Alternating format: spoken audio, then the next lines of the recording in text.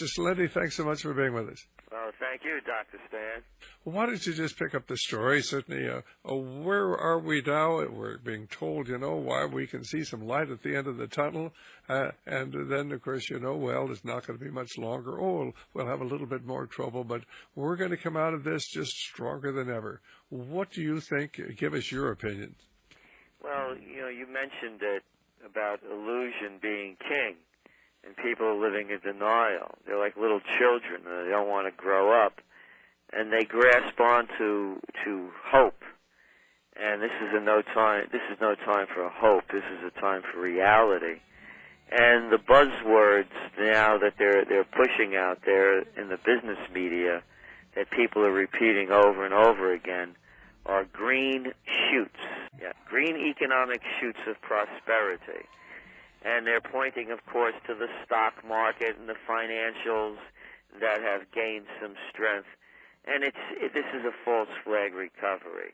What we're looking at, of course, is the results of some of the $750 billion worth of stimulus aid that came under the Bush administration, and the approaching $2 trillion already worth of stimulus packages put together by the Obama administration, and the money's going to the financials. So of course there's going to be, some profit shown in these stocks. Give me, several $1 billion of free money, and I could show you profit too. It's as simple as that. It's criminal, actually. It is criminal what's going on today with the way that Washington is stealing the taxpayer money and doling it out to their buddies.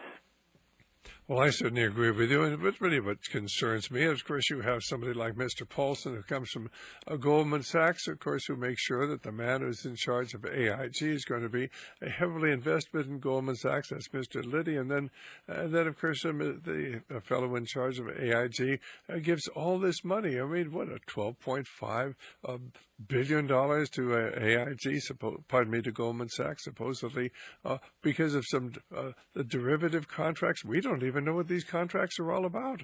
They've transferred, I don't know how many tens of billions of dollars to Wall Street simply because AIG was too big to fail. I think it's too big to maintain myself. Well, the whole too big to fail is a big lie. And you pointed it out with Goldman Sachs and Henry Paulson and Ed Liddy. And Lloyd Blankfein, the current CEO of Goldman Sachs, was the only person to sit in on that bailout meeting whereby Goldman Sachs got 100 cents on the dollar from our government. Well, it really, where is the outrage from the people? I would think people would be furious about what's going on.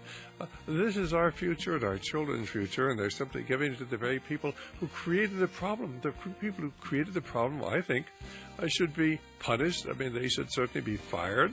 And, of course, those banks should be simply, I would think, it's broken up, but we'll be back in just a moment here.